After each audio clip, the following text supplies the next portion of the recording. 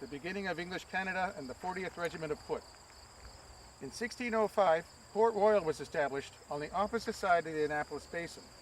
Champlain and de Monts created the first European settlement in North America. This was followed by Sir Walter Raleigh's Virginia colony in 1608 and Quebec, founded by Frontenac, also in 1608. The French, Spanish, and English were at war with each other from time to time for hundreds of years. This was only a couple decades after the Battle of the Spanish Armada in 1588. Feelings towards Catholic countries had not cooled during that time. The First Nations of North America were also not at peace with each other. Jacques Cartier recorded battles between the Hurons, which were the Wabanaki Confederacy, and the Iroquois, which were the Mohawk Six Nations, before he even arrived here. The wars were joined together in North America.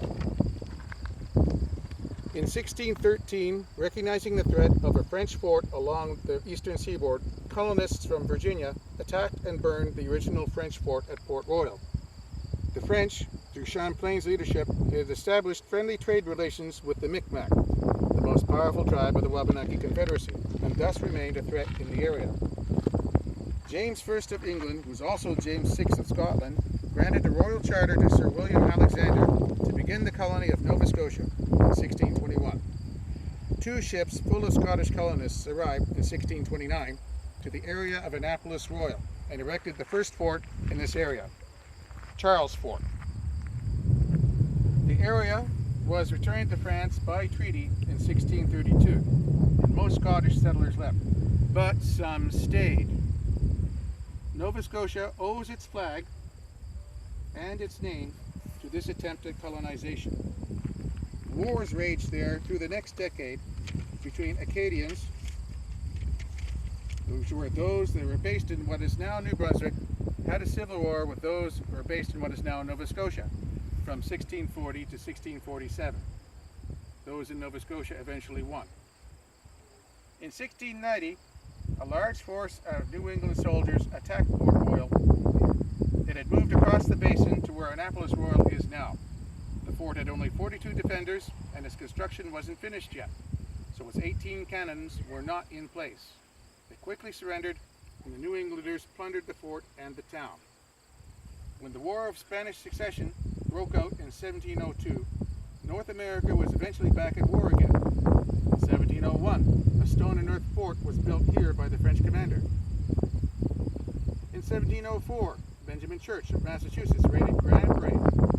They made a minor attack on Port Royal, according to the French, but by English accounts, no attack was made. In 1706, the French leaders encouraged the mik-maks to attack the New England colonies and armed them. In 1707, the Massachusetts governor launched 2 more attacks on Port Royal, but without success.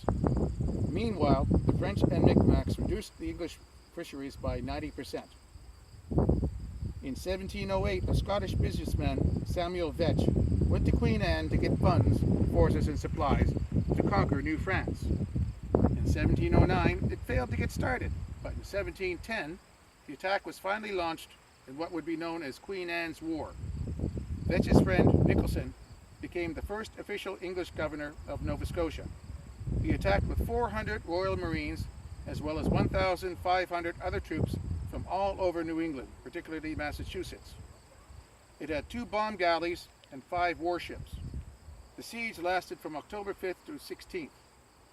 Before the garrison surrendered, the Acadians and mik-maks were very actively firing from behind the English forces in the town, from the houses in the town.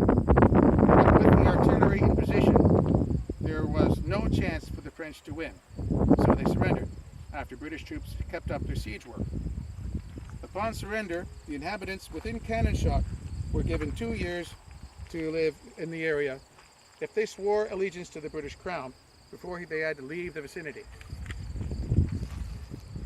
The British took the fort on the 16th, and the fort was renamed in honor of the Queen who arranged for the battle.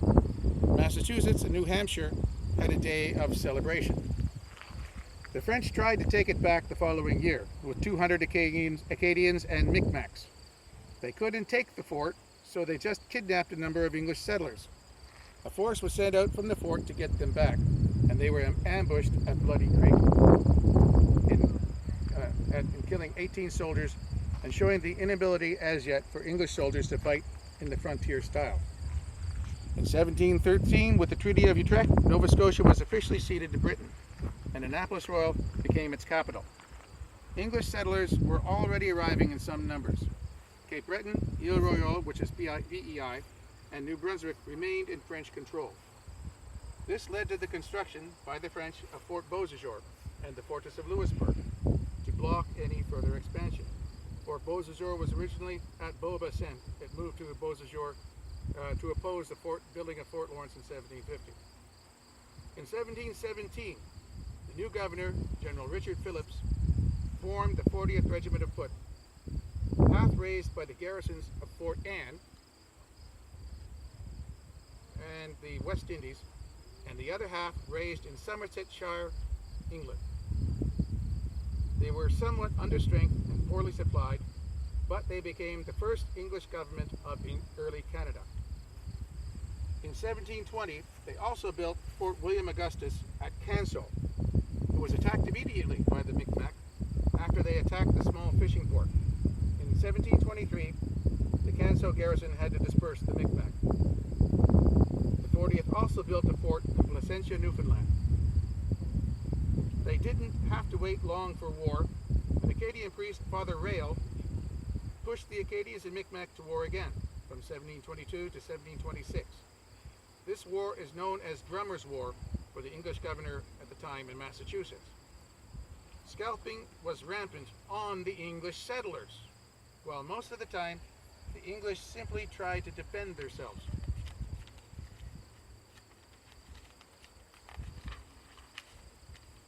In July 1724, Father Rail launched an attack with a party of 60 Micmacs at Annapolis Royal.